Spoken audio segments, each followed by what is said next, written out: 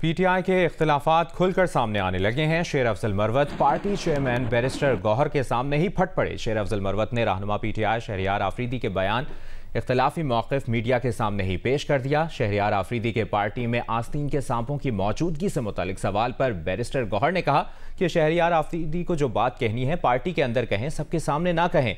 अगर पार्टी में कुछ ऐसे लोग हैं जो किसी और से मिले हुए हैं तो इसका इल्म नहीं है। इस मौके पर बैरिस्टर गौहर के बराबर में मौजूद शेर अफजल मरवत ने बैरिस्टर गौहर के मौक़िफ़ की नफ़ी करते हुए कहा कि शहरियार आफरीदी ने बिल्कुल ठीक आवाज़ उठाई है, वो इसकी हिमायत करते हैं। खुर्रम ज़ीशान को सेनेट का टिकट ना देकर बानी पीटीआई के फैसले की तौहीन की गई है।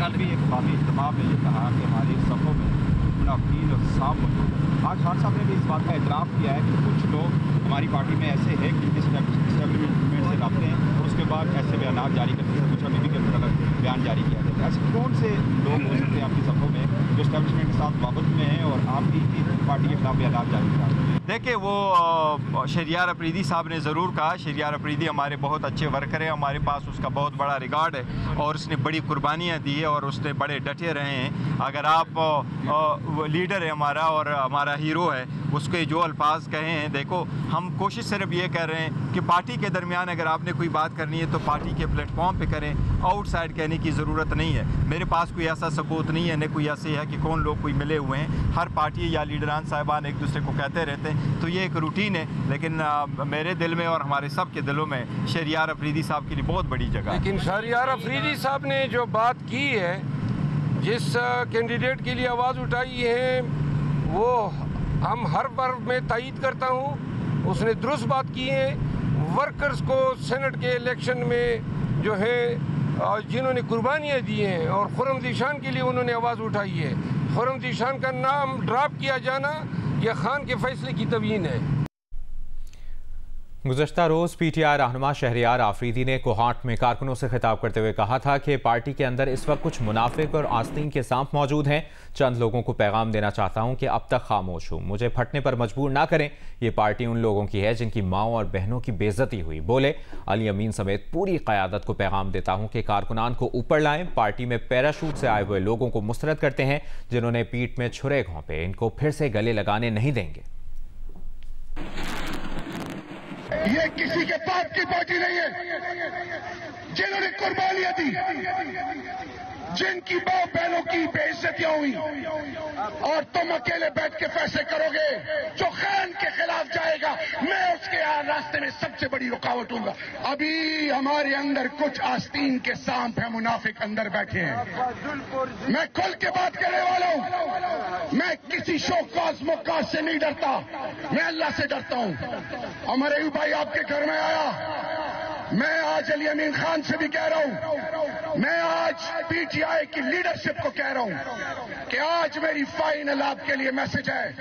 वर्कर को उठाए, लॉयलिस्ट को उठाए, वो जो पार्टी की बुनियाद है, ऊपर पैराशूट से रिजेक्टेड है, जिन्होंने खाट के कमर में चुरे घोंपे, आप फिर उनको गले लगा रहे हैं। हम उनको गले लगाने नहीं देंगे। पंजाब ने अहम अफसरान की खिदमात विफाक को देने से माजरत कर ली है। ज़राए का कहना है कि पंजाब ने डीआईजी ऑपरेशंस को रिलीव करने से माजरत कर ली है। इसकी तफसील जानते हैं ब्यूरो चीफ जियो न्यूज़ लाहौर रईस अंसारी साहब ने हमें ज्वाइन किया है। रईस अंसारी साहब, क्या मामला है ये? देखिए, जो ये डीआईजी ऑपरेशंस को फौरी तौर पर जब तब्दील किया गया और आज इस्लामाबाद लगाया गया, तो उसके बाद पंजाब हुकूमत ने रिलीव नहीं किया और उन्होंने माजरत कर लिया रिलीव करने से। और उन्होंने वफाक को ये दरख्वास्त की है पंजाब हुकूमत ने कि अगर पंजाब से कोई वफाक के जो अफसरान हैं उनको अगर वो तबादला करना है तो पहले पंजाब हुकूमत को एतमाद में लिया जाए, क्योंकि तब्दील करने से पहले उनको अहम पोस्टों पर भी लगाना पड़ता है। दूसरे जो अफसर हैं वो है सेक्रेटरी CNW सुहेल अशरफ साहब, उनको भी जो ऑर्डर किया था उनको PCB के लिए मोहसिन नकवी साहब ने ले जाना था, लेकिन वज़ीर आला पंजाब ने उनसे खुद कहा कि अभी वो यहाँ से नहीं जा सकते, उन्हें रिलीव नहीं करेंगी क्योंकि पंजाब में कुछ अहम प्रोजेक्ट चल रहे हैं जिसकी उनके जाने से वो मुतासर हो सकते हैं। तो ये मामला जो इसी तरह चल रहा है। लेकिन अभी जो बातचीत उनके वफाक से पंजाब हुकूमत की हुई है, उन्होंने कहा है कि जो अफसरान उन्होंने मांगे हैं इन पर ईद के बाद बातचीत की जाएगी और फिर उसके बाद इस पे अमल दरामद का सोचा जाएगा।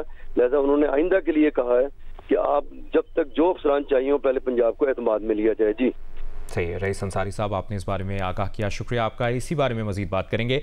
इस्लामाबाद में जियो न्यूज़ के नुमाइंदे अयाज अकबर यूसुफजई से। अयाज, इस खबर से मुतालिक आपके पास क्या मालूमात है? देखिए जी, तकरीबन 2 हफ्ते पहले नए आईजी का जो है तकर्रर किया गया था। अली नासिर रिजवी जो डीआईजी ऑपरेशन इस वक्त लाहौर काम कर रहे थे, क्योंकि मोहसिन नकवी जो वजीर दाखिला है वो पहले केयर टेकर सीएम रहे हैं पंजाब में, तो उनकी ख्वाहिश थी कि जब वो इंटीरियर मिनिस्ट्री का चार्ज ले तो अपनी टीम वहां से लेके आए। आईजी पंजाब उस्मान अनवर साहब को भी उन्होंने यहाँ पर सेक्रेटरी दाखिले के लिए कोशिश की, लेकिन वो कोशिश उनकी कारगर साबित न हुई, क्योंकि वहां पर जो हमारे इत्तलात के मुताबिक सीएम पंजाब मरियम नवाज चाहती थी कि यही आईजी पंजाब जो है कंटिन्यू करे, लेकिन उन्होंने फिर उसके बाद आईजी इस्लामाबाद के लिए अली नासिर रिजवी जो डीआईजी ऑपरेशन लाहौर काम कर रहे हैं उनको यहाँ पर आईजी इस्लामाबाद तैनात करने के हवाले से उन्होंने समरी भेजी, जो अप्रूव भी हो गई और उनका नोटिफिकेशन भी हो गया। जो यहाँ पर आईजी इस्लामाबाद थे अकबर नासिर, उनको चार्ज भी उन्होंने छोड़ दिया और उसके बाद यूँ लग रहा था कि अगले दिन शायद हो सकता है कि वो आ जाएं, लेकिन इस बात को तकरीबन 2 हफ्ते से ज्यादा हो गए हैं कि इस्लामाबाद में इस वक्त आईजी मौजूद नहीं है और इस्लामाबाद वफाकी दारुल-हुकूमत इस वक्त बगैर आईजी के काम कर रहा है और यहाँ पर डीआईजी ऑपरेशन जो है वो शहजाद बुखारी उनके पास जो है कायम मकाम आईजी का चार्ज भी है। इस हवाले से जो है वो मोहसिन नकवी यानी उनकी और पंजाब हुकूमत के हवाले से जो है अभी कहा जा रहा है कि वो बात नहीं बन पा रही। वहां से पंजाब ये चाहता है कि वो अफसरान जो यहाँ पर काम कर रहे हैं पहले से कंटिन्यूटी चले और वो यहीं पे काम कर रहे हैं। अगर वजीर दाखिला ने अपनी कोई टीम बनानी है तो वहाँ बाहर से कोई अपनी टीम लेके आए। लिहाजा अब हमारे पास इत्तलात ये है कि अब मोहसिन नकवी जो वजीर दाखिला है वो अब 3 नाम मजीद जो है एस्टैब्लिशमेंट डिवीजन को भिजवाएंगे आईजी इस्लामाबाद के लिए और उनमें से किसी एक का तकर्रर किया जाएगा। बहुत शुक्रिया आपका अयाज अकबर यूसुफजई। वज़ीर-ए-आज़म ने चीनी इंजीनियर्स की हिफाजत में गफलत बरतने पर 5 आला अफसरान के खिलाफ इंजबाती कार्रवाई का हुक्म दे दिया है।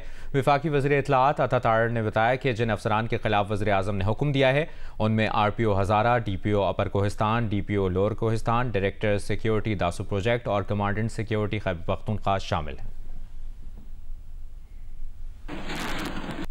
राजनपुर में कच्चे के डाकुओं की भत्ता ना देने पर किसानों को गंदम की फसल को आग लगाने की धमकी के बाद पुलिस की निगरानी में गंदम की कटाई शुरू कर दी गई है। इसकी तफसील जानते हैं नुमाइंदा जियो न्यूज़ इलियास रजा से। इलियास रजा, क्या मामला है ये?